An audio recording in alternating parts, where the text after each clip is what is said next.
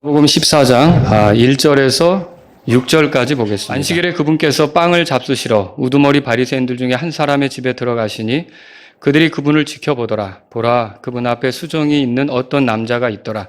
예수님께서 응답하며 율법사들과 바리새인들에게 말씀하여 이르시되 안식일에 병을 고치는 것이 율법에 맞느냐 하시니 그들이 잠잠하거늘 그분께서 그를 데려다가 고치신 뒤 가게 하시고 다 같이요. 또 그들에게 응답하여 이르시되 너희 중에 누가 낙이나 소가 있는데 그것이 구덩이에 빠지면 안식일에 그것을 즉시 끌어내지 아니하겠느냐 하신즉 그들이 이것들에 대하여 다시 그분께 대답하지 못하니라.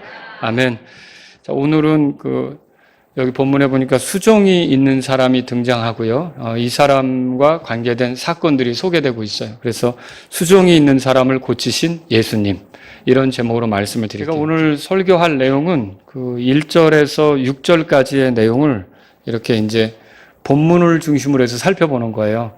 제가 이 본문을 통해서 다루려고 하는 것은 크게 예수님이 우두머리 바리새인의 집에 들어가셨다는 거, 그거 하고 또 다른 하나는 이제 거기서 율법사들과 바리새인들이 있었는데 그들에게 두 가지 질문을 하셨다는 거, 요거를 이제 초점에 맞춰서 말씀을 드리고요.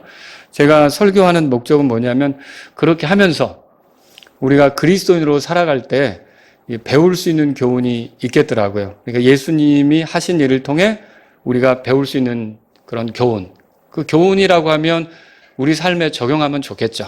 우리가 우리 삶에 가져와서 예수님이 보여주신 것을 통해 우리도 그분처럼 이렇게 살아간다면 영적인 유익들을 누릴 수가 있겠죠. 그래서 우리가 이런 그리스도인인 우리가 어떻게 살아야 되는가, 이 말씀을 통해서 이제 배우는 걸 목적으로 해서 이 말씀을 드리도록 하겠습니다. 자, 먼저 바리새인의 집으로 들어가신 예수님은 1절에서 2절까지 우리가 볼 수가 있는데, 자, 오늘 소개되는 사건은 언제 일어났는가 보니까 1절에 안식일에 일어난 것을 알 수 있어요. 유대인들은 요 안식일에 모임을 갖습니다. 지금은 여러분이 집집마다 다 성경책을 가지고 있고 개개인이 성경책을 가지고 있죠. 근데 이때만 해도 복사기가 있는 것도 아니고 인쇄 기술이 발전한 것도 아니기 때문에 이거는 어디까지나 서기관이 필사를 해서 그 성경책을 두루마리로 말하자면 가지고 있어야 돼요. 그리고 이 성경 말씀을 들으려면 회당으로 가서 회당에서 이렇게 성경 말씀을 낭독할 때 그때 들을 수 있는 거예요. 그러니까 하나님 말씀을 듣고 싶은 사람, 하나님 말씀이 뭐라고 말하는지 알고 싶은 사람은 안식일에 회당으로 찾아갔겠죠. 그래서 이제 거기서 말씀을 낭독하고 또 성경을 잘 아는 율법 학자들이나 이런 사람들이 좀 풀어주기도 하고 이제 이런 일들이 있었던 거예요. 자, 그런데 이제 이 안식일에 어떤 일이 있었느냐? 이제 회당에서 모임이 끝나면 각기 자기 집으로 돌아가서 우리는 지금 이제 예배당에서 모여서 식사를 하잖아요. 근데 이 사람들은 이제 회당이 있고 집이 가까우니까 다 차 타고 오고 그런 사람은 없잖아요. 차는 지금이나 있는 거고 걸어서 다녀야 되고 안식일에는 또 먼 거리를 사실은 이동할 수가 없어요. 그렇기 때문에 가까운 회당을 찾아간단 말이죠. 그러니까 회당 모임이 끝나면 우리는 모여서 4층에서 식사를 했지만 이 사람들은 다 각기 자기 집으로 돌아가서 이제 식사를 하는 겁니다. 자, 그런데 그때 회당에 혹시라도 어떤 이 동네 사람이 아닌 나그네, 여행객 있잖아요. 이런 사람이 자기도 유대인이기 때문에 여행은 중단하고, 왜냐? 안식일이니까. 나도 회당에 들어가서 말씀을 좀 들어야겠다. 그런 사람이 있을 거 아닙니까? 그런 사람이 회당에 찾아온 거예요. 그럴 때 이 바리새인들은 그런 나그네를 데리고 가서 이제 자기 집으로 데려가서 빵을 먹이고 이렇게 좀 허기를 달래고 식사를 할 수 있도록 이렇게 손님 대접하는 거 있잖아요. 이거를 바리새인들은 굉장히 아주 하나의 미덕으로 경건한 사람이라면 그렇게 살아야 되는 것으로 이렇게 생각을 했다는 거죠. 이런 환경을 보면 예수님이 우두머리 바리새인의 집에 들어가게 된 그 배경을 좀 생각해 볼 수가 있겠죠. 그래서 지금 여기 성경 1절에 보니까 우리 1절 다 같이 읽어보죠. 안식일에 그분께서 빵을 잡수시러 우두머리 바리새인들 중에 한 사람의 집에 들어가시니 그들이 그분을 지켜보더라.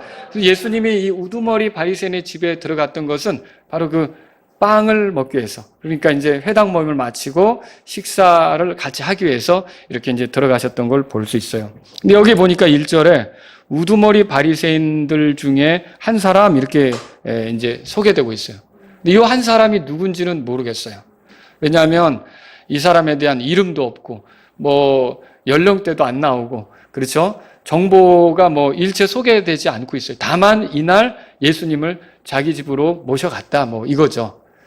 근데 여러분, 이제 이 사람이 과연 그러면 예수님에게 우호적이었을까?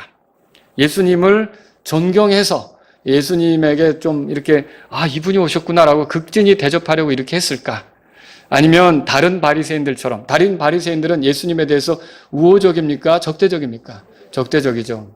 왜 그렇죠? 그 사람들이 성경을 가르친다고는 하지만 위선에 쌓여 있잖아요. 그러니까 늘상 예수님께서 율법사들이나 바리새인들을 그 위선자라고 이렇게 지적하시면서 잘못이라고 이렇게 일깨우는 게 있었거든요. 그래서 이 사람, 우두머리 바리새인들 중에 한 사람이, 이 사람도 어떻게 보면은 그 예수님에게 우호적이지는 않았을 것이다라고 생각을 해보는데, 이건 이제 어떻게 보면 우리가 생각해 볼 수 있는 부분이에요. 그 이유는 뭐냐면 이 장소에 누가 있었냐? 3절에 보니까 율법사들과 바리새인들이 같이 있었어요. 그러면 이 우두머리 바리새인들 중에 한 사람, 이 사람이 율법사들과 바리새인들과 친구라고 하는 거를, 좀 가까운 관계라는 거를 알 수가 있겠죠. 그렇다면 이 사람도 사실은 예수님이 뭐 그렇게 썩 반갑지는 않지만 그래도 그래야만 또 경건하게 보이고, 그래야만 또 어떤 손님 대접하는 관례를 잘 이행하는 것처럼 이렇게 비춰질 수 있으니까 이 예수님을 모시고 간 걸로 이렇게 이제 생각이 된다라고 하는 것입니다. 자, 그런데 이때 예수님께서 이 바리새인의 집에 들어가셨을 때 그들이 그분을 지켜봤다고 돼 있어요. 1절에 그렇게 써 있죠. 이 그들은 아마도 이제 율법사들, 바리새인들, 거기 모인 사람들이 되겠죠. 자, 이 말은요, 예수님이 어떻게 하시는지 유심히 지켜봤다는 뜻이에요. 그리고 요거는 조금 더 설명을 드린다면, 혹시 무슨 흠 잡을 것이 있지 않을까? 무슨 책 잡을 것이 있지 않을까? 이렇게 하면서 유심히 지켜보는 거다라고 할 수 있는 겁니다. 자, 여기 보니까 그분 앞에 2절 다 같이 읽겠습니다. 보라, 그분 앞에 수종이 있는 어떤 남자가 있더라. 예, 수종이라는 그 병에 걸린 남자가 여기 등장을 하고 있어요. 수종이라는 병은 어떤 거냐면 복부에 물이 차서 이렇게 간, 뭐 심장, 폐 이런 기관들을 그 압박하는 그런 병이에요. 그렇게 사람이 붓겠죠. 퉁퉁 붓겠죠. 이런 질환을 가지고 있는, 이런 병을 가지고 있는 그 사람이 거기 있었던 거예요. 그런데 율법사들과 바리새인들은 예수님을 유심히 지켜봤다고 그랬어요. 자, 이 날이 어떤 날이라고 그랬죠? 안식일이라고 그랬죠. 그러면 안식일에 이 사람이 이 수종이 있는 사람을 고칠 것인가? 자, 이렇게 이제 유심히 지켜보고 있었던 것이죠. 자, 왜 그래요? 이 사람들은 굉장히 안식일을 중요하게 생각하는데 또 이 예수라는 자가 우리의 그 안식일 규례를 좀 이렇게 혼란스럽게 할 만한 그런 행동을 하지는 않을까? 이렇게 이제 지켜보고 있었다는 것을 우리가 생각해 볼 수 있는 것이죠. 자, 여기서 예수님이 안식일에 질병을 고친 사례가 있어요? 여러분 물어볼게요. 있습니까? 있죠. 우리가 몇 주 전에 살펴봤어요. 한번 누가복음 13장으로 가보세요. 자, 누가복음 13장. 11절에 보라 18해 동안 방학하게 하는 영에 걸린 사람이 있었죠. 그래서 몸이 구부러지고 어떤 제대로 활동하지 못한 한 여자가 있었잖아요. 이 여자가 온전하게 된 날이 어떤 날이에요? 안식일이었어요. 안식일. 그래서 14절 우리 같이 읽어볼게요. 그런데 회당의 치리자는 예수님께서 안식일에 병을 고치셨으므로 분을 내어 응답하며 사람들에게 이르되 사람들이 마땅히 일할 6날이 있으니 그러므로 그 날들에 와서 병 고침을 받을 것이요 안식일에는 하지 말 것이니라 하거늘. 그러니까 이 회당의 치리자의 말을 보면 안식일에 병 고친 게 잘했다는 거예요? 못했다는 거예요? 이 사람의 입장에서는 못했다는 거죠. 왜냐하면 병을 고치려면 6일 동안 일할 수 있는 날에 고치지 왜 하필이면 안식일에 고치냐? 그러니까 이 바리새인들은 안식일을 지키는 것을 굉장히 중요하게 생각했거든요. 자, 그런데 예수님께서 이 사람에게 뭐라고 대답하셨을까요? 그 밑에 한번 우리 15절, 16절 같이 읽어보겠습니다. 주께서 그때에 그에게 응답하여 이르시되 너 위선자여 너희 각 사람이 안식일에 자기 소나 나귀를 외양간에 풀어 끌고 가서 물을 먹이지 아니하느냐. 그러면 보라 아브라함의 딸인 이 여자가 18해 동안 사탄에게 매여 있었으니 안식일에 이 결박에서 그녀를 풀어주는 것이 마땅하지 아니하냐 하시니라. 자, 요거 이제 요약하면 이거죠. 너 참 위선을 떨고 있구나. 뭐 안식일을 지킨다고 하는 너희들도 너의 가축대가 있지 않냐. 근데 가축대가 필요하다면 끌고 가서 물을 먹이면서 이렇게 가축대를 데리고 움직이면서 그 가축대의 필요를 채워주면서 지금 이 여자는 사실은 가축보다 더 중요한 아브라함의 딸이고 아브라함의 후손인데 이 여자가 이렇게 고통 속에 있었는데 이걸 풀어준 게 문제라고 지금 생각하느냐? 지금 예수님이 그렇게 말씀하신 거죠. 그러니까 예수님의 말씀은 해당의 치리자가 잘했다는 거예요? 못했다는 거예요? 못했다는 거죠. 위선적이었다. 이렇게 지금 말씀하시는 거란 말입니다. 자, 이런 식으로 해서 예수님께서 그 회당의 치리자를 책망하셨고 이렇게 이제 그 안식일을 지켜야 된다고 하는 사람들을 꾸짖은 사례가 있기 때문에 이 사람들이 수종이 있는 그 사람 앞에서 예수님이 어떻게 할 것인가. 요거를 이제 유심히 지켜보게 된 거죠. 자, 그런데 예수님은 어떻게 했어요? 그 수종이 있는 사람을 어떻게 했죠? 고쳐주신 게 오늘 본문에 등장하고 있다는 것이죠. 이 수종이 있는 사람이 왜 여기에 있었는지는 정확히 알 수가 없어요. 근데 우리가 이제 이 사람을 놓고 율법사들과 바리새인들이 예수님이 어떻게 하는가 지켜보려고 했기 때문에 혹시 이 사람들이 예수님을 시험하기 위해서 이렇게 이제 거기에 세워둔 사람은 아닌가 하는 의구심도 든다는 것이죠. 자, 예수님께서 이런 환경에서 빵을 드시려고 그 집에 들어간 거예요. 그러니까 보세요. 모두가 다 나에게 우호적인 게 아니고 어떻게 하나, 뭐가 잘못 있나 이런 노려보는 그런 환경으로 예수님이 빵 먹으러 들어가신 거죠. 이게 쉽지 않은 환경입니다. 여러분, 밥도 편할 때 들어가는 거잖아요. 그렇지 않습니까? 불편하면 그렇잖아요. 이제 저도 처음 우리 이제 처가에 인사하러 가가지고 이렇게 이제 식사를 하게 되는데 다 먼저 가족들이 드셨나 봐요. 저 혼자 먹어야 됐던 거예요. 근데 제가 막 이렇게 뜨는데 다 전부 다 이러고 보는데, 그거, 얼마나 그게 이 밥숟가락에 들어가는데 이게 좀 힘든지, 그래도 또 남기면 왜 이렇게 찔끔찔끔 먹어? 이 소리 나올 거 아닙니까? 그러니까 막 맛있게 먹는 듯한 그런 태도를 취해야 되는데, 무척 그때 생각하면 좀, 이게 힘들었거든요. 근데 예수님이 자신을 환영하지 않는 적대시하는 뭔가 잘못이 있지 않을까? 뭔가 잘못이 드러나면 이걸 책 잡고 몰아붙여야지. 이런 사람들 속에 예수님이 식사하러 들어가셨다. 이거 쉽지 않은 거라는 거죠. 그죠? 쉽지 않은 거예요. 자, 여기서 우리가 좀 생각해 볼 게 있어요. 예수님의 제자인 우리는 예수님처럼 할 필요가 있다는 거죠. 예수님께서 우두머리 바리새인 집에 빵 잡수시러 들어간 것처럼 이게 사실은 불편한 거거든요. 이게 어떻게 보면 세상 사람들의 모습이고요. 구원받지 못한 사람들에 대해서 우리가 무조건 배척할 것이 아니라는 거예요. 자, 그들은 우리에 대해서 적대시할 수 있고요. 무슨 잘못이든지 드러나면 책 잡으려고 할 수 있지만 우리는 그래도 그들로부터 등 돌리고 돌이켜서 그들과 거리를 두고 살아가려고 할 게 아니라 그들 속으로 들어가는 것이 필요하다는 거죠. 그리스도인이 자신의 삶에 대해서 오해해서는 안 되는 게 뭐냐? 그리스도인은 이 세상과 동화되지 말아야 되고 세상을 사랑하지 말아야 되고 세상과 친구가 되지 말아야 되니까 산속으로 들어가서 살아야 된다. 이런 거 맞습니까? 아니라는 거죠. 예수님은 제자들을 가리켜서 뭐라 그랬느냐? 너희는 세상의 빛이다 그랬어요. 또 너희는 세상에서 소금이다 그랬어요. 그러면 그 말이 의미하는 바가 뭐냐는 거예요. 세상에 있어. 세상에서 선한 영향력을 발휘해서 하나님 아버지께 영광을 돌리게끔, 하나님 아버지께로 오게끔 하는 그런 인도자 역할을 해야 하는 사람들이 너희다. 그런 뜻 아닙니까?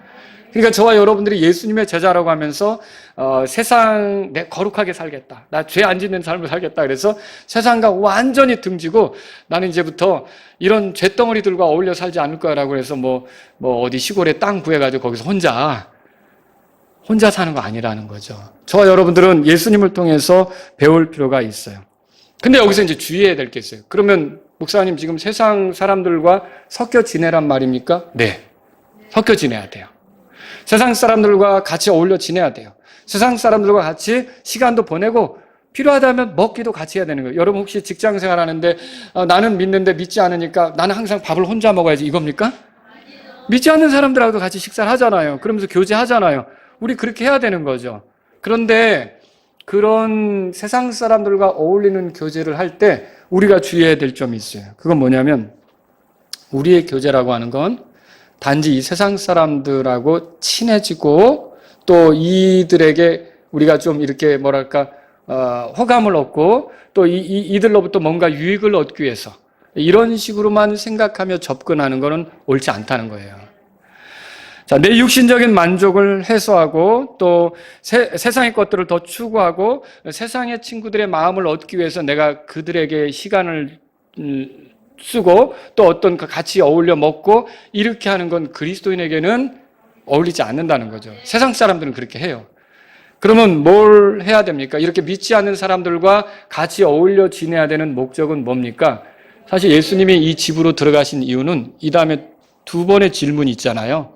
그걸 통해서 이 사람들이 뭘 잘못하고 있는지 일깨우셔서 옳은 길로 인도하고자 하는 뜻으로 들어가신 거거든요. 그러면 저와 여러분들이 세상 사람들과 어울리려고 할 때 항상 우리가 가져야 될 생각은 그냥 그들과 어울려 먹고 마시고 놀고 즐기고 이렇게 하는 게 아니라 그들이 궁극적으로는 우리처럼 되고자 할 목적으로 다가가야 되는 거예요. 우리는 어떤데요? 우리는 예수님의 제자잖아요. 우리는 하나님을 섬기잖아요. 이렇게 그들이 우리처럼 되도록 할 목적으로 옳게 가도록 또 바른 것을 깨닫도록 할 목적으로 우리가 그들에게 다가가야 된다라고 하는 것을 우리가 알아야 된다는 거죠. 근데 만일 우리가 믿지 않는 사람과 교제할 때 그저 세상적으로 먹고 마시고 즐기고 어울리는 게 전부라면 우리는 그래서 그 사람들을 옳은 길로 인도하고자 하는 그런 뜻은 없고 그냥 끌려가기만 하는 교제라면 차라리 그런 교제는 안 하는 게 낫다는 거죠. 안 하는 게 나아요. 우리를 더 세속적이 되게 하고요. 영적인 것들을 잃어버리게 만드는 그런 교제라고 한다면 안 하는 게 낫다는 거예요. 그런 교제는 안 가는 게 낫다는 거죠. 여러분이 대학교에서 친구들을 사귀고 여러분이 직장에서 친구들을 사귈 때는 항상 바탕에서 내가 세상의 소금이고 세상의 빛이라는 생각으로 그들을 나처럼 하나님을 두려워하며 살도록 하는데 내가 뭔가 자극을 주고 영향을 주겠다라고 하는 뜻으로 그렇게 해야 된다는 것이죠. 그게 우리에게 있어야 되는 거예요. 그래서 만약에 그렇지 않다면 그 사귐은 오히려 여러분을 해롭게 할 수 있는 것이 될 수 있어요. 그래서 고린도전서 15장 33절에 따라서 해보세요. 속지 말라. 악한 사귐은 선한 습성을 부패시키느니라. 그러니까 악한 사귐은 우리가 가지고 있는 것조차도 부패시킬 수가 있다는 거예요. 그래서 우리는 이런 사람들과의 교제, 사람들과 사귀는 문제를 신중하게 기도하면서 하나님 저 사람을 내가 알게 하고 저 사람과 시간을 갖게 하고 저 사람과 같이 먹게 하고 저 사람과 어울려 뭔가를 하게 한다면 그저 나 만났다가 이렇게 스쳐 헤어지면서 내가 세상적인 만족만 챙기고 끝나는 게 아니라 저 사람이 나를 통해서 내가 발견한 예수님을 저 사람도 조금 알게끔 도와주십시오. 아니, 나처럼 온전히 된다면 더 좋고요. 여러분이 그런 생각으로 교제하는 것이 필요하다는 거죠. 예수님의 제자인 우리는요, 또 여기서 깨달아야 될 게 있어요. 세상이 지켜보고 있다는 사실을 알아야 돼요. 지금 예수님이 들어갔을 때 그 사람들이 그분을 지켜봤다고 써 있잖아요. 그럼 뭘 찾고 싶은 거예요? 잘못된 게 뭔가? 예수님이 틀린 게 뭔가? 이런 거를 막 찾고 싶은 거 아닙니까? 저와 여러분들은요, 세상 사람들이 우리에 대해서 우리가 다가갈 때 우리가 믿는다고는 하는데 우리에게 흠이 될 만한 게 뭔가를 찾으려고 한다는 사실을 알아야 돼요. 우리 생각이나 우리 말이나 우리 행동 이런 것에 문제가 있다면 그 사람들은 얼마든지 뭘 대단하다고 그래 이렇게 얼마든지 우리에게 나올 수 있는 준비를 하고서 우리를 살피고 있다는 거죠. 우리가 뭐가 일관성이 없이 어떤 행동을 한다거나 이러면 뭐 그래 라고 하면서 얼마든지 우리를 공격할 수 있는 준비를 하고서 우리를 살피고 있다는 거죠. 세상이 그런 거예요. 그러니까 여러분이 세상과 이렇게 같이 어울려서 교제하고 한다고 할 때 방심하면 안 된다는 거죠. 정신을 바짝 차려야 돼요. 깨어 있어야 되는 거죠. 그래서 만약에 우리가 우리 자신을 지키지 못하면 우리의 행동에 일관성이 없음으로 인해 세상 사람들이 우리를 비난하게 되는, 그러면 세상이 비난하게 되면 우리가 전하려고 하는 예수님이 그들에게 효과적으로 전달이 되겠습니까? 그게 안 된다는 거죠. 여러분, 우리가 구약 성경에서 페르시아의 그 통치자들이 다니엘을 놓고 한 것을 읽어본 적이 있어요. 성경에 이렇게 써 있죠. 다니엘서 6장 4절에 보니까 이 통치자들이 다니엘을 고소할 기회를 찾고자 했다고 써 있어요. 근데 그 기회가 없었던 거죠. 왜? 다니엘은요, 정말 아주 모든 업무 수행하는 데, 임무 수행하는 데 있어서 완벽하게 하면서 왕에게 충직하게 했거든요. 그래서 이래저래 해도 걸릴 게 없으니까 나중에 만들려고 한 게 뭐예요? 누군가에게 기도하면 그거를 사자굴에 던지는 법을. 왜냐하면 그거 아니면 이 사람을 잡아들이질 못하겠는 거예요. 기도하는 함정, 그러니까 기도라는 문제에 빠뜨려서 기도했다 이렇게 해가지고 왕 앞에서 이제 고소당하게 해가지고 결국은 사자굴에 던지게 하려고 그런 술책을 부렸던 거죠. 자, 이렇게 사람들이 믿는 사람에 대해서 고소할 기회를 찾고자 이렇게 한다는 거죠. 또 여러분, 다윗이 우리아 안에 밧세바를 범한 사건 아시죠? 그때 잘 숨기고 가는 줄 알았지만 나단 대언자가 찾아왔잖아요. 나단 대언자가 다윗에게 뭐 예를 들어가지고 막 설명했죠. 부자가 가난한 사람의 양을 잡아서 친구 대접한 얘기. 그런 사람 있냐고 죽여야 된다고 막 그랬는데 나단 대언자가 뭐라 그랬어요? 당신이 그 사람입니다. 왕이 그 사람입니다. 그렇게 하잖아요. 자, 그랬을 때 다윗이 즉시로 자기 잘못에 대해서 자백하고 내가 죄를 지었다 이렇게 시인하잖아요. 그때 하나님은 용서하셨어요. 그래서 다윗이 죽지는 않죠. 그런데 나단 대언자가 덧붙인 말이 있어요. 들어보십시오. 사무엘기하 12장 14절에 그러나 이 행동으로 인하여 왕이 주의 원수들에게 신성모독의 큰 기회를 주었으니. 그러니까 다윗이 한 행동으로 하나님이 조롱받게 된 거예요. 그렇지 않습니까? 저와 여러분도 이걸 아셔야 돼요. 우리가 하는 행동, 말, 또 어떤 사람들과 어울려 지내는 태도, 그리고 우리의 어떤 모습, 이런 것이 어떤 때는 우리를 통해 하나님께서 모독받으실 수 있다는 것이죠. 저게 하나님 섬기는 사람이야? 저게 하나님 자녀래? 저런 식으로 사는 게 나랑 뭐가 달라? 같이 술이나 먹고 헬렐레하고 막 저렇게 퍼져가는데 저게 하나님의 자녀래? 여러분, 사람들이 그 모습에 대해서 하나님을 조롱할 수 있다는 거죠. 저렇게 섬기면 나 하나님 안 섬길래. 이렇게 할 수 있다는 거죠. 기껏 저렇게 만들려고 하나님이 무슨 십자가로 그 쇼를 하셨단 말이야? 저렇게 사는 것 같으면 나는 하나님 안 섬기지. 하나님을 조롱하는 그런 일이 벌어질 수 있다는 거죠. 그러니까 저와 여러분들은 어떻게 하겠습니까? 항상 이것을 알고서 우리가 세상의 소금, 세상의 빛으로서 살려고 한다면 사람들이 우리를 지켜보고 있다는 사실을 알고서 정신을 차리고 행동해야 된다는 거죠. 또 여러분, 우리가 베드로가 한 말을 또 생각해 볼 수가 있어요. 베드로전서 3장 2절에 보니까 믿지 않는 남편들이 믿는 아내의 행실을 눈여겨본다 그렇게 써 있어요. 그럼 믿지 않는 남편이 왜 믿는 아내를 눈여겨봅니까? 가만히 보죠. 그 행실을 보죠. 자, 나보고 믿으라고 구원받으라고 하나님 섬기라고 하는데 유심히 보죠. 근데 거기서 내가 만약에 믿는 아내가 잘못을 했어요. 그러면 믿지 않는 남편은 어떻게 나올까요? 당신이나 똑똑해. 그걸 믿는다고 나 당신같이 믿으면 나 교회 안 가. 뭐 이런 식으로 나올 거 아닙니까? 그러니까 믿지 않는 남편이 믿는 아내를 그렇게 유심히 본다고 성경에 써 있는 거죠. 근데 만약에 이렇게 유심히 볼 때 믿는 아내가 행실을 잘했다. 경건하게 했다. 그리고 남편이 볼 때도 정말 나와는 다르다.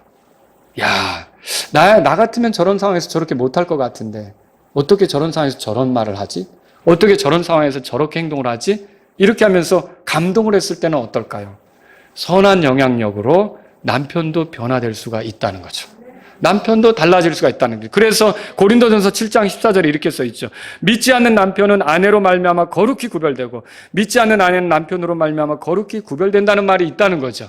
그러니까 이런 영향력으로 결국 믿지 않는 사람의 삶이 달라질 수가 있는 거죠.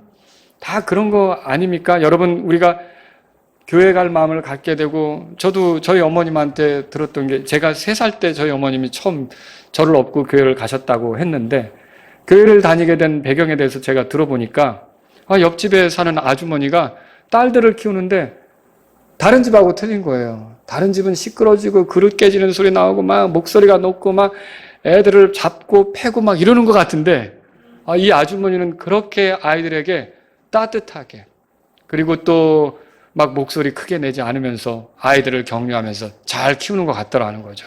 나도 저렇게 아이를 키워보고 싶다. 저 사람처럼 살아보고 싶다.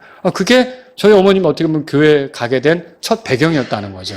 여러분 이런 거라는 거예요. 세상 사람들이 우리를 눈여겨보고 있다. 지켜보고 있다. 이걸 알고 우리는 우리의 행동이나 말, 태도 이런 것들을 가볍게 하면 안 된다는 거죠. 구별되게 해야 되는 거죠. 다르게 해야 되는 거죠. 똑같이 하면 안 된다는 거예요. 그 사람들이 설령 우리를 이상히 여길 수도 있어요. 그렇다 할지라도 우리는 하나님을 섬기는 사람답게 행동하는 것이 필요하다는 것을 알아야 된다는 거죠. 자, 여러분 예수님께서 이렇게 눈여겨보면서 이렇게 지켜보면서 흠이 나오길 바랬는데 흠을 보이셨나요?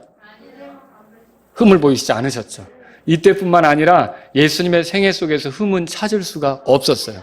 그래서 빌라도가 그랬죠. 예수님을 처형해달라고 하는 사람들 앞에서도 요한복음 19장 4절에서 내가 그에게서 아무 잘못도 찾지 못함을 너희가 알게 하려 함이라. 그분에게서 잘못이 없었다는 거죠. 또 히브리서 기록자는 이렇게 썼죠. 히브리서 4장 15절에 모든 일에서 우리와 똑같이 시험을 받으셨을 때 죄는 없으신 분이시다. 또 사도 요한은 이렇게 썼어요. 사도 요한은 요한일서 3장 5절에서 너희가 알거니와 그분 안에는 죄가 없느니라. 예수님에게 죄가 있었어요? 없었죠. 여러분 이것으로 인해 하나님께 감사하셔야 돼요. 예수님이 죽은 것도 고맙지만 죄가 없는 가운데서 죽으셨다는 게 굉장히 고마운 일이에요. 그렇지 않습니까? 죄가 있는 상태에서 죽으면 우리를 위한 희생물이 될 수 있나요? 우리를 위한 희생물이 될 수 없죠. 그래서 저는 어쩔 때는 십자가 사건 참 귀합니다. 정말 십자가 사건을 통해서 내가 죄들을 용서받고 하나님께 받아들여질 수 있었으니까. 거기에 예수님의 죽음이 있잖아요. 근데 이 죽음이 있기까지 자기 자신을 깨끗하게 하면서 이렇게 살아가셨던 거, 흠없이 살아가셨던 거, 예수님 삶 자체도 얼마나 감사한지, 타협 없이, 양보 없이, 죄짓지 않고 그렇게 갔던 것이 얼마나 고마운지. 여러분 그때 예수님이 한 번만 넘어졌어도 어떻게 됐을까요? 저와 여러분들은 구원자를 찾을 길이 없게 되는 거죠. 근데 그렇게 흠결이 없이 사시면서 결국 우리를 구원으로 이끌려고 하셨던 거죠. 이런 예수님을 생각한다면 이제 우리가 예수님을 위해 더 거룩하게 살려고 하는 것이 예수님의 제자로서 마땅한 모습이다라고 하는 거죠. 자, 그래서 예수님의 피는 있는 거죠. 흠도 없고 점도 없는 어린 양의 피 같은 그리스도의 보배로운 피. 우리가 보혈 그러잖아요. 보배로운 피라는 소리예요. 정말 흠없는 분의 피였다. 이 피공로로 여러분이 구원받으셨다면 우리도 우리 나머지 삶을 이렇게 세상을 향해서 좋은 모습을 보이려고 하는 그런 하나님의 아들들이 돼야 된다는 것을 기억하시기 바랍니다. 자, 이제 두 번째 거로 예수님께서 질문하신 걸 보려고 그래요. 3절부터 보려고 하는데 3절에 보니까 율법사들과 바리새인들이 등장합니다. 우리 3절 한번 읽어보죠. 예수님께서 응답하며 율법사들과 바리새인들에게 말씀하여 이르시되 안식일에 병을 고치는 것이 율법에 맞느냐 하시니 여기서 이제 두 가지 질문하는데 지금 안식일에 병을 고치는 것이 율법에 맞느냐? 이게 첫 번째 질문이에요. 예수님은 사람의 마음을 꿰뚫어 보시죠. 그러니까 이 사람들이 거기 앞에 앉아서 지금 무슨 생각으로 그분을 보고 있는지 알고 있는 거죠. 그래서 이 질문을 던지신 거예요. 근데 첫 번째 질문은 이거죠. 안식일에 병을 고치는 것이 율법에 맞느냐? 자, 여러분 안식일이 본래 누구를 위한 걸까요? 하나님을 위한 거예요, 첫째는. 그 다음에, 왜냐하면 하나님을 기억하며 살아야 되는 거니까. 안식일이 누구를 위한 거냐면 사람을 위한 거예요. 사람을 위한 거예요. 하나님이 사람을 생각해서 안식일을 만들어 놓으신 거예요. 여러분 정말 안식일이 없어서 쉬는 날도 없이 계속 줄기차게 일만 한다고 생각해 보세요. 더 많은 수확을 얻겠다고 노동만 한다고 생각을 해보세요. 여러분 어떻게 될 것 같습니까? 사람 탈진하고 지치고 쓰러져서 결국은 병들어 눕고 열심히 일한 거 다 까먹고 이런 사태 벌어지겠죠. 하나님께서는 사람들을 위해 안식일을 만들어 놓으시고 사람이 회복되기를 원하시는 거예요. 지친 몸이 회복되기를 원하시는 거예요. 건강이 회복되기를 원하시는 거예요. 그래서 이 안식일은 어떤 의미가 있는가? 여러분, 이 안식일에 이 누구를 기억하며 살아야 되느냐? 하나님을 기억하며 사는 거죠. 아무리 6일 동안 열심히 일을 해도 사람의 수고로만 모든 것을 수확하는 거 아니거든요. 누가 도와주셔야 됩니까? 하나님이 도와주셔야 되죠. 그 하나님을 기억하고 살라고 안식일이 있는 거라는 거예요. 그러니까 너희들이 아무리 땀을 흘려도 결국 열매를 내놓게 하시는 분, 좋은 환경을 주시는 분은 하나님이시다. 하나님을 기억하게 하려고 안식일을 주신 거죠. 그러니까 안식일의 목적은 거기 있는 거예요. 하나님을 기억하고 살라고. 결국 그래서 안식일을 이렇게 지키는 가운데 사람은 하나님을 기억하면서 영적으로 회복이 되는 거예요. 어떻게 회복된다고요? 영적으로 회복이 되는 거예요. 그러니까 삶에 지쳐서 노동하고 피곤하고, 여러분 사람이 육체적으로 이렇게 지치게 되면요, 영적으로도 다운이 돼요. 그러니까 우리 애기 엄마들 대단한 거예요. 여기 애기들 지금 이렇게 안고서 예배 드리는 분들 있잖아요. 여러분들 그분들을 위해서 기도해 주셔야 돼요. 그분들은 진짜 힘든 싸움을 하고 있는 거예요. 이게 저도 제 아내가 재혁이하고 민혁이 막내, 이렇게 둘째, 셋째를 이렇게 키울 때 보면 나이 차이가 별로 안 나면서 이렇게 어렸을 때 키우는 거 보니까 너무 힘들어 보이더라고요. 너무 힘들어 보이고, 이랑 형제는 연령 차이가 있으니까 조금 이제 말귀도 알아듣고 그렇게 하는데, 그런데 그때 보면 성경 읽기도 어려워요. 애한테 붙어 다니느라고. 그리고 예배 시간에도 보면 여러분 아실 거예요. 여기 와서 앉아있지만 예배 드릴 때 또 아이가 소란하면 어떻게 해요? 또 데리고 나가고 아이 얼르고 말씀 제대로 못 들어요. 아니, 집안에서 회식하면은 집안에서 식사할 때도 문제예요. 제대로 먹지도 못해요. 이게 밥풀이 코로 들어가는지 입으로 들어가는지. 왜 애를 챙겨야 되니까. 그렇지 않습니까? 이게 굉장히 힘든 시기란 말이죠. 그래서 저도 절대 여러분에게 자랑하는 거 아닙니다. 예? 저도 여러분에게 한 가지 방법을 소개해 드린다면, 제가 그런 시절이 있었어요. 그러니까 힘들어하는 것 같으면 제가 삼형제를 다 데리고 나가는 거예요.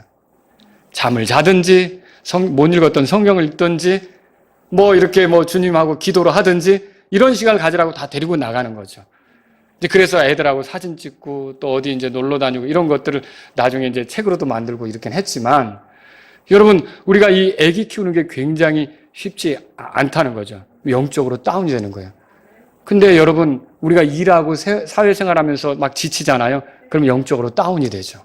근데 그걸 어떻게 우리가 회복할 수 있을까요? 하나님을 기억하면서 회복할 수 있는 거예요. 그래서 안식을 통해서 우리가 회복이 돼야 된다는 거죠. 또 하나는 뭐냐면요, 이게 한 번씩 노동을 멈추잖아요. 영적으로만 아니라 몸도 육체적으로 회복이 되는 거예요. 그러니까 어떻게 보면 이 안식일이라는 건 사람을 위해 있는 거예요. 그죠?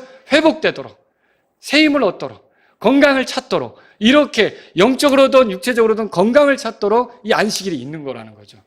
근데 지금 여러분, 이 수종이 있는 사람 있잖아요. 이 사람이 회복이 된다는데 안식일이니까 안 된다. 그럼 안식일을 주신 목적하고 맞는 거예요? 안 맞는 거죠. 지금 이 사람들이 율법사들과 바리새인들이 잘못 생각하고 있는 거죠. 이게 안식일은 회복을 위해 있는 건데 왜 회복이 안 된다고 거기서 안식일에는 못한다고 이렇게 하고 있느냐는 거죠. 자, 이 사람들은 결국 예수님의 질문에 답을 할 수 있었을까요? 4절에 보니까 그들이 잠잠했다 이렇게 써 있는 거죠. 그들이 논리적으로 대답할 수가 없는 거예요. 예수님이 수종이 있는 사람을 데려다가 고쳤어요. 우리 4절 다 같이 읽겠습니다. 그들이 잠잠하거늘 그분께서 그를 데려다가 고치신 뒤 가게 하시고 그랬어요. 이 수종이 있는 사람이 원해서 고쳤어요? 예수님이 그냥 고쳐주신 거예요? 여기 원했다는 말이 있어요? 없어요? 여기 이게 참 특이해요. 그리고 제가 성경에서 본 중에 아팠다가 온전해진 사람 있잖아요.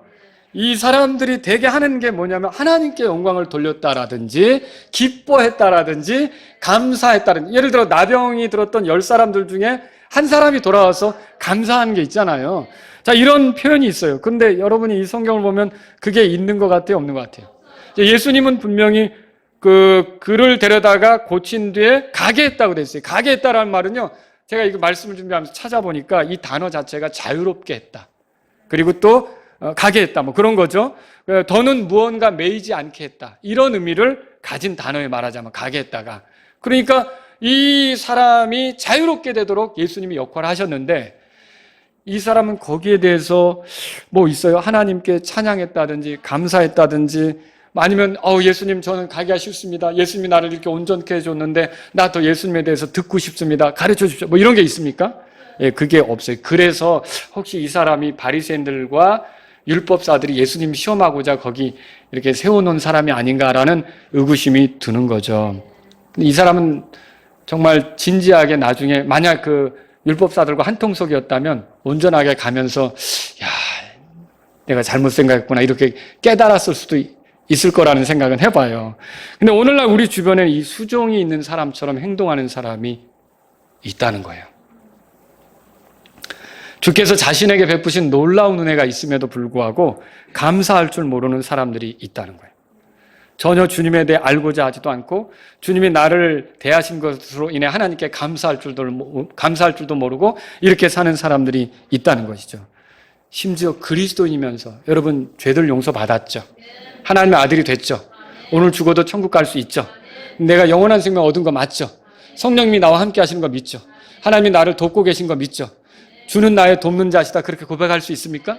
내가 기도했을 때 주님이 많이 도와주셨고 응답해 주셨던 사실들을 가지고 있습니까? 자, 그럼 우리 삶에서 어떤 게 나와야 될까요? 감사와 하나님을 영광스럽게 하는 것과 주 안에서 기뻐하는 것 이런 게 나와야 되잖아요.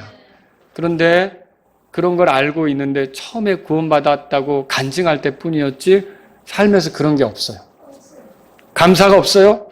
기쁨도 없어요. 하나님을 영화롭게 할 마음도 없어요.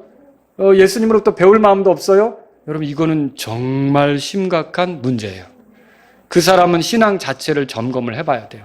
정말 그 속에 그리스도께서 거하시는지 믿음이 있는지 점검을 해볼 필요가 있다는 거죠.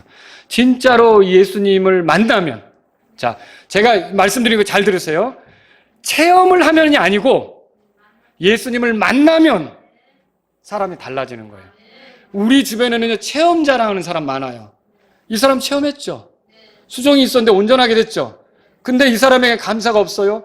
뭔가 주님 앞에서 하나님께 영광 돌리는 것도 없어요. 뭐가 문제예요? 예수님을 인격적으로 만나는 일이 없었던 거예요. 그러니까 체험 자랑 그렇게 늘어놓지만 예수님을 만난 사실이 없는 사람은요, 이렇게 어떻게 보면 진정으로 하나님께 감사하지 못하는 사람이 될 수도 있다는 거죠. 예수님 믿으세요? 나는 교회 다니죠. 오래 다녔죠. 신앙생활 하고 하나님 나 믿어요. 그런데 좀 신앙에 대해서 듣고 싶으면 다 자기가 무슨 체험을 했고 하나님이 나를 뭐 이렇게 도와줬고 뭐 했고 막 이런 거예요.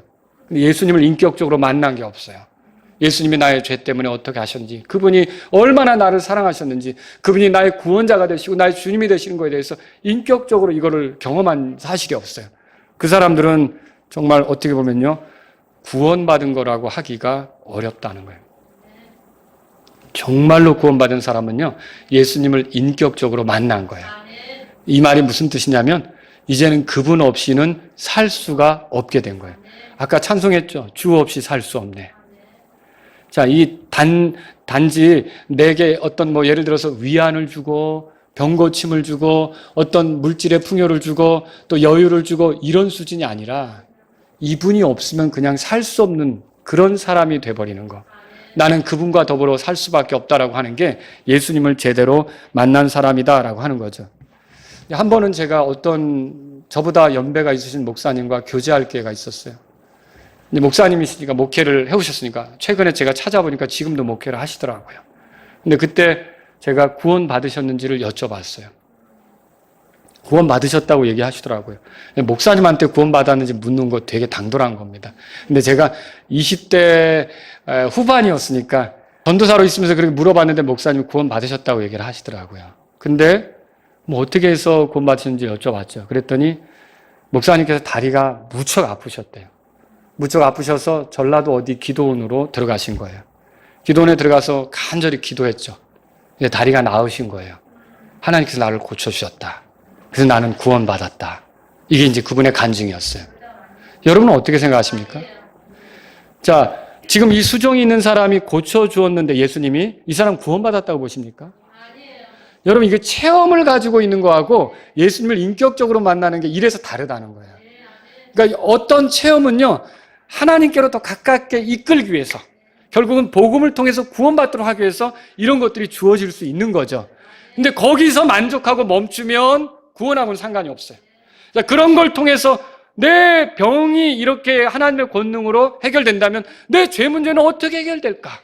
하나님은 이 죄 문제를 어떻게 해결해 주실까? 내가 하나님으로부터 죄 문제를 해결받고 싶다고 해서 다가와서 예수님에 대해서 듣고 예수님이 십자가에서 피로써 그 죄를 해결해 준다고 발견하고 기뻐한다면 그 사람은 구원받은 거죠.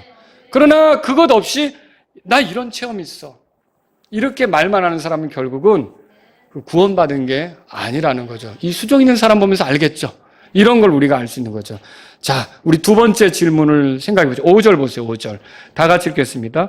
또 그들에게 응답하여 이르시되 너희 중에 누가 낙이나 소가 있는데 그것이 구덩이에 빠지면 안식일에 그것을 즉시 끌어내지 아니하겠느냐 하신즉. 자, 여기 낙이나 소라고 번역이 되는데 개역 성경은 아들이나 소 이렇게 돼 있어요. 근데 이게 누가복음 13장에도 그런 식으로 돼 있고요. 근데 이게 흠정역 성경이 맞습니다. 킹제임스가 여기서의 의도는 뭐냐면 짐승을 얘기하려고 하는 거예요. 그러니까 이 문맥의 의도는 뭐냐면 아들은 누구나 당연히 구원하죠. 그렇죠?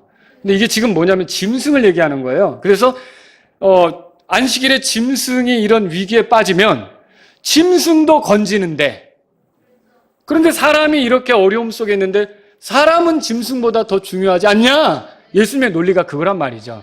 그래서 킹제임스 성경은 그걸 지금 얘기하는 거예요. 사람이 짐승보다 귀한데 너희들이 네 짐승이 소나 나귀가 구덩이에 빠지면 안식이라고 해서 그냥 지나가냐? 안식일에 그 짐승도 건지지 않냐? 그러면 그 짐승보다 더 중요한 게 여기 사람인데 사람을 안식일에 온전케 하는 게 뭐가 문제냐? 대답할 말이 있겠어요? 논리적으로 이 사람들이 대답을 못하겠죠. 전통과 관습으로 사람을 짐승보다 못하게 대하는 것에 대해서 이렇게 이제 지금 예수님께서 지적을 하는 거죠. 예수님의 제자들이 동물 학대하겠습니까? 안 하겠죠. 동물하고 잘 지내려고 하겠죠. 근데 여러분, 이제 그 동물을 더 생각하는 어리석음에 빠지면 안 돼요.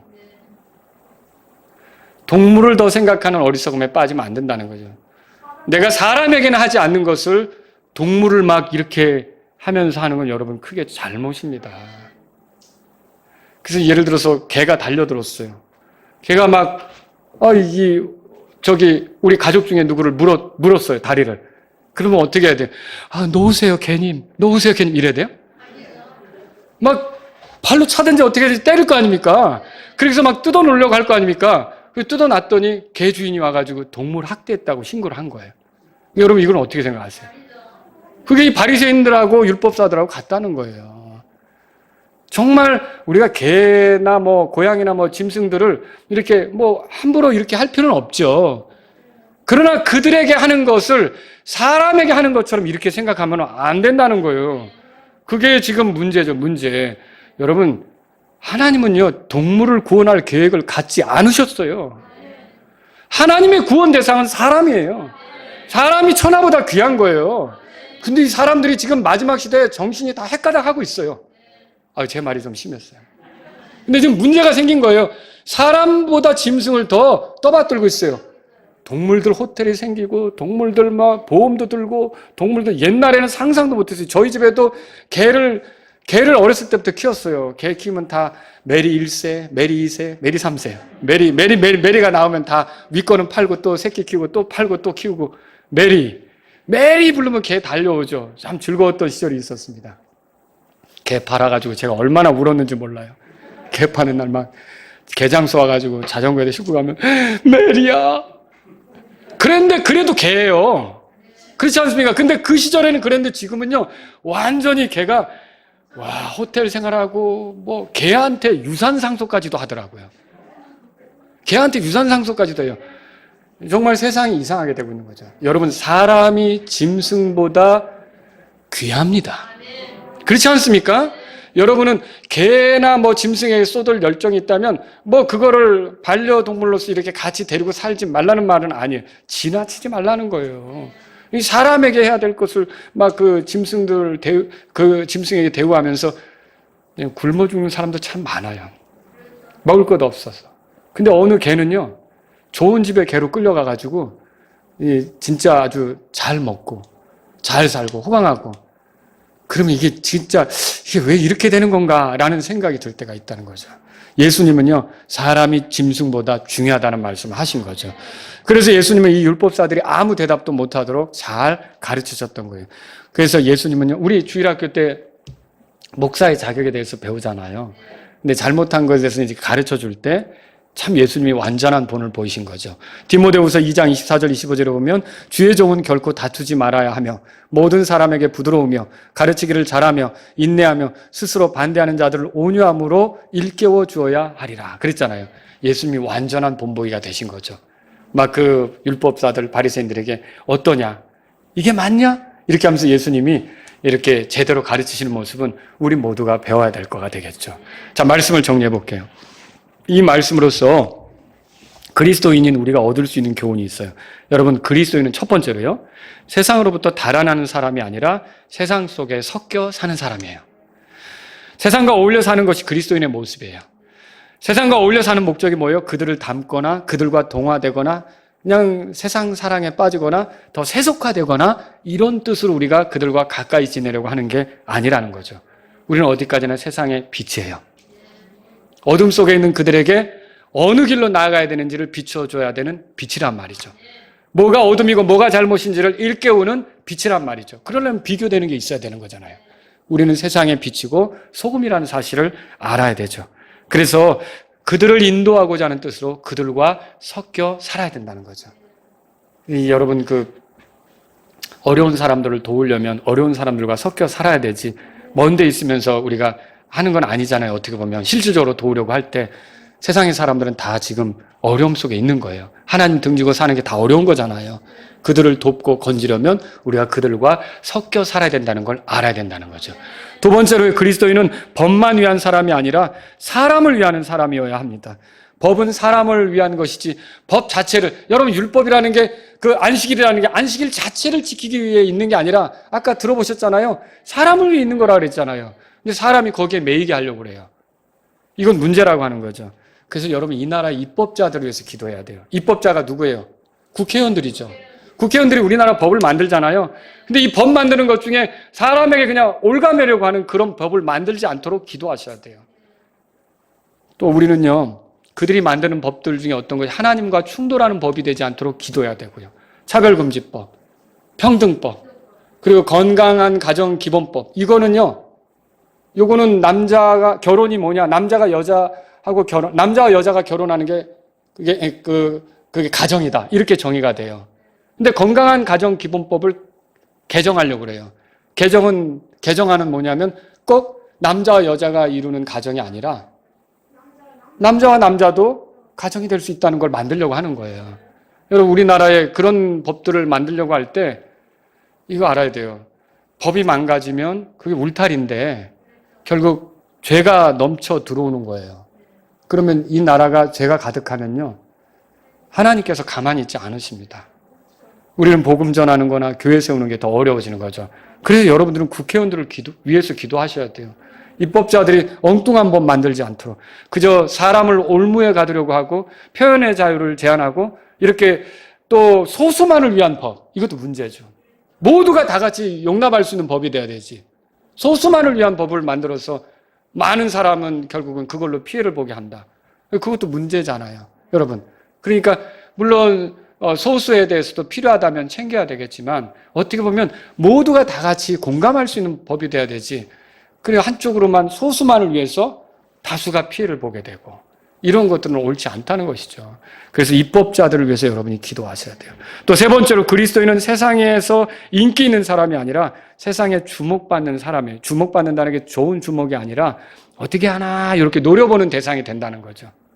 여러분들이 그래서 세상에서 인기 얻으려고 사는 것은 사실은 번지수를 잘못 짚은 거예요. 그리스도인은 그런 식으로 사는 게 아니에요. 어차피 여러분이 믿음으로 살수록 세상에서 인기는 떨어지게 돼 있어요. 인정하십니까? 팔로우 떨어진다고요. 내가 하나님 말씀대로 살면 사람들이 점점 나 좋아하지 않습니다. 여러분, 그거 우리가 알아야 돼요. 우리를 주목하는 거죠. 그럼 우리는 어떻게 됩니까? 우리 말, 우리 행동, 우리의 선택, 이런 것, 우리의 일관성에 관한 것들에 대해서 사람들이 지켜보고 있다는 사실을 알고 우리가 하나님의 이름이 모독받지 않도록 조심해야 되는 거예요.